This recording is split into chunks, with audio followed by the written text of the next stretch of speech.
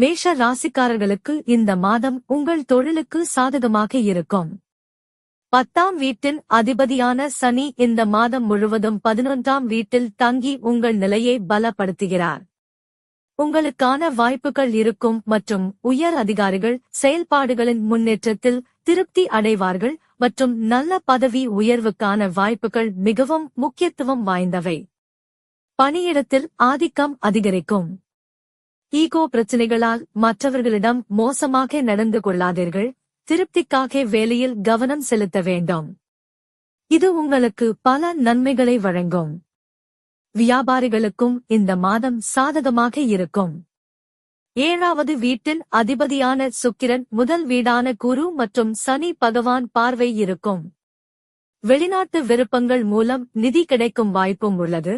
இதனால் வியாபாரத்தில் முன்னேற்றம் உறுதி.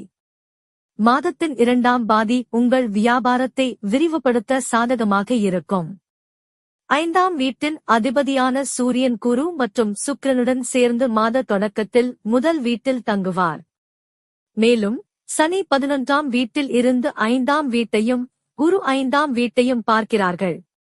இதனால் ஜாதகக்காரர்களுக்கு சிறு சிறு பிரச்சனைகள் இருந்தாலும் படிப்பில் கவனம் செலுத்த முடியும். திட்டங்களின் வெற்றியானது படிப்பை சரியான முறையில் தொடர வழிவகுக்கும். இதனால் ஜாதகக்காரர்களுக்கு பொருத்தமான விளைவுகளை வழங்கும்.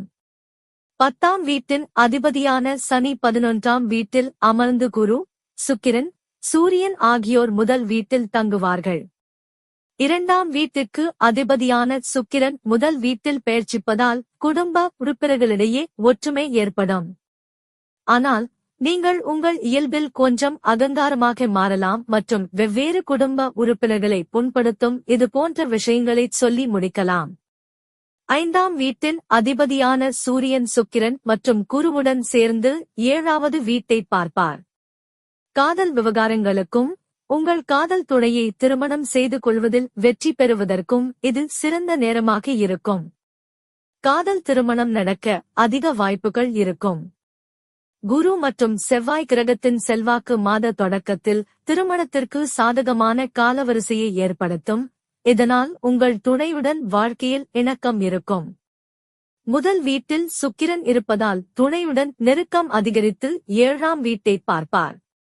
ஆனால் முதல் வீட்டில் சூரியன் இருப்பதால் அகங்காரத்தால் உங்கள் துணையிடம் கெட்ட வார்த்தைகளைச் சொல்லி அவர்களை கேவலப்படுத்தும். 12ஆம் வீட்டில் செவ்வாய், ராகு, புதன் இணைவதால் செலவுகள் எதிர்பாராத வகையில் உயரும். உங்கள் வாழ்க்கையில் புதிய நிதி சவால்கள் இருக்கலாம். ஆனால் சாதகமான அம்சம் என்னவென்றால் சனி மாதம் முழுவதும் 11ஆம் வீட்டில் தங்கி நிதி திட்டங்களை வலுப்படுத்துகிறார். ஜாதகக்காரர்கள் புதிய பண ஆதாரங்களை பெறலாம் மற்றும் பணத்தை தக்கவைக்க ஒரு உறுதியான வழியை காணலாம். உங்கள் வியாபாரத்தில் பணம் சம்பாதிப்பதற்கான வாய்ப்புகள் மிக அதிகம். உங்கள் ஜாதகத்தின் அதிபதியான செவ்வாய் 12ஆம் வீட்டில் ராகுவுடன் சேர்ந்து நிற்பதால் பல்வேறு உடல்நலக் கோளாறுகள் ஏற்படும். மேலும் செவ்வாய் ராகுவின் அங்காரக தசா பிரச்சனைகள் எழுவதை உறுதி செய்யும். மேலும் அதனுடன் புதனின் இருப்பு தோல் பிரச்சனைகள், கண் பிரச்சனைகள் மற்றும் பல்வேறு வகையான சொறி அல்லது ஒவ்வாமைகளை ஏற்படுத்தும். பரிகாரம்: செவ்வாய்க்கிழமையன்று வெல்லம் அல்லது லட்டு செய்து தாய் பசுவிற்கு உணவளிக்க வேண்டும்.